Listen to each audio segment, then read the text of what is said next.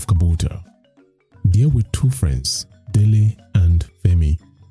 They were simple folks, living ordinary lives, but harboring a curiosity about what the future might hold for them. One day, their curiosity led them to the dwelling of the wise oracle, who resided on the outskirts of their village. The journey to the oracle's abode was tough, with a rocky path and dense woods to navigate. Despite the challenges, Dele and Femi pressed on, chatting about their dreams and aspirations.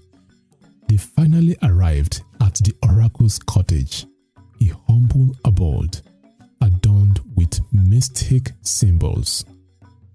Welcome, the young ones.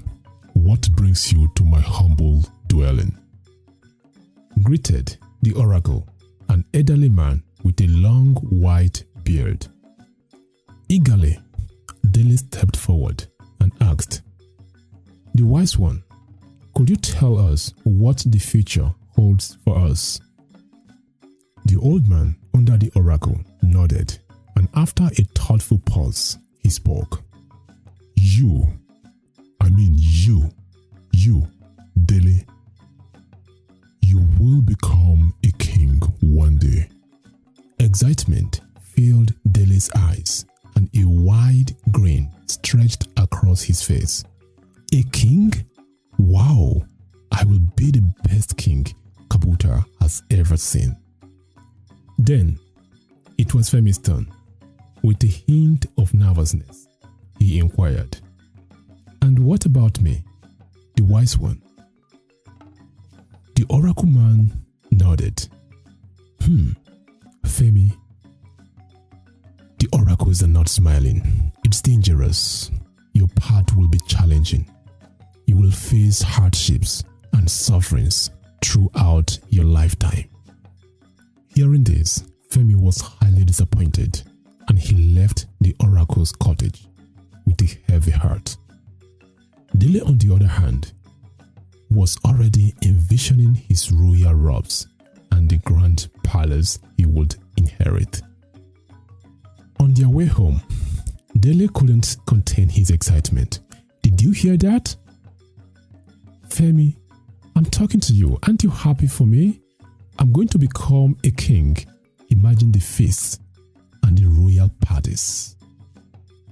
Femi, though disappointed, managed a smile. "Well, Dele, I hope you become a great king when the time comes. I wish you so well and am happy for you." As time passed, Dele, driven by the oracle's words, started telling everyone about his destined kingship. He stopped working in the fields and spent his time making promises to people about the great things he would do when he became king. However, his lack of productivity and unfulfilled promises only made him poorer each day. On the other hand, Femi, determined not to let the oracle's words control his destiny, decided to venture far, far away from Kabuta. He discovered a deep and fertile forest, away from praying eyes, where he started farming and working tirelessly. Femi transformed the wide land into the largest and most prosperous farm ever seen across all the kingdom around. Years passed, and the aged king of Kabuta passed away, leaving the kingdom in sorrow. Hunger gripped the land, and the people were desperate for food. Dele, now a poor man with no support, regretted not working so hard to build a life for himself. With his current situation, he can never even thought of being a king.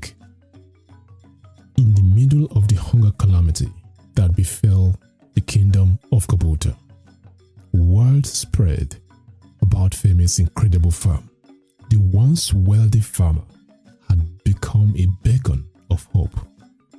Kabuta's people sent messages to Femi pleading for help. Femi, having achieved wealth through hard work, couldn't ignore the suffering of his fellow villagers where he came from.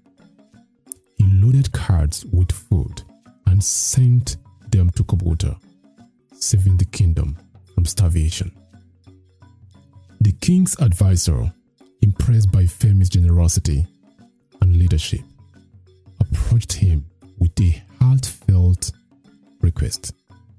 Femi, you have saved us from hunger. You have saved our people. You have saved where you came from.